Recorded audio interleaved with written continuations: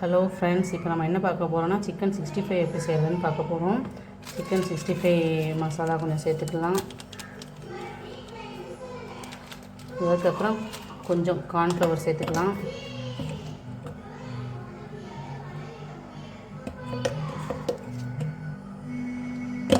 லைட்டாக பச்சரிசி மாவு ஃப்ரெண்ட்ஸ், ஏன்னா அப்போ தான் கறி நல்லா மொறுன்னு இருக்கும்.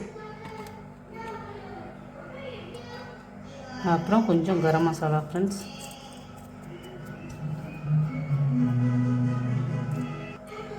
அதுக்கப்புறம் எக்கில் வந்து ஒயிட் கரு மட்டும் ஃப்ரெண்ட்ஸ்.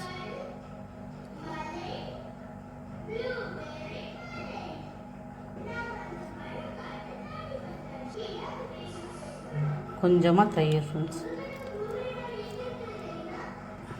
லைட்டாக உப்பு ஃப்ரெண்ட்ஸ். மசாலாலே உப்பு சேர்த்துருப்பாங்க, இருந்தாலும் நம்ம எக்கு அப்புறம் அந்த பவுடர் எல்லாம் கொஞ்சம் சேர்க்குறதுனால, கார்ன்ஃப்ளவர் மாவு எல்லாம் சேர்க்கறதுனால நம்ம கொஞ்சம் உப்பு கொஞ்சம் சேர்த்துக்கணும். அதனால் கொஞ்சம் உப்பு கம்மியாக இருக்கிற மாதிரி இருக்கும், எக்குலாம் சேர்க்குறோம்ல அதனால்.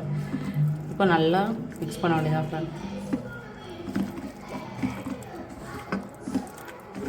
லைட்டாக கொஞ்சம் கலர் பொடி சேர்த்துக்கலாம் ஃப்ரெண்ட்ஸ். அப்போ கொஞ்சம் நல்லா கலர்ஃபுல்லாக இருக்கும், கொஞ்சம் சாப்பிட்றதுக்கு கொஞ்சம் இன்ட்ரெஸ்ட்டாக இருக்கும்.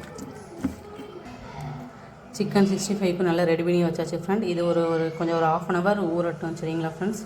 அதுக்கப்புறம் நம்ம இதை ஃப்ரை பண்ணி எடுத்துக்கலாம். இப்போ நான் வந்து சிக்கன் குழம்பு என்ன ஸ்டேஜில் இருக்குதுன்னு சொல்லிட்டு பார்க்க போகிறோம். ஓகேவா? ஹலோ ஃப்ரெண்ட்ஸ், சிக்கன் 65 ஃப்ரை பண்ண ஆரம்பிச்சாச்சு. எப்படி ஃப்ரை ஆகிட்டுருக்குன்னு பாருங்கள். ஃபஸ்ட்டு கொஞ்சம் ஃப்ரை பண்ணி எடுத்தாச்சு. நல்லா இருக்கான்னு பாருங்கள் ஃப்ரெண்ட்ஸ். நல்லா சாஃப்டாக வந்துருக்கு கறி, நல்லா டேஸ்ட்டாகவும் இருக்குது. அவ்வளோதான் ஃப்ரெண்ட்ஸ்.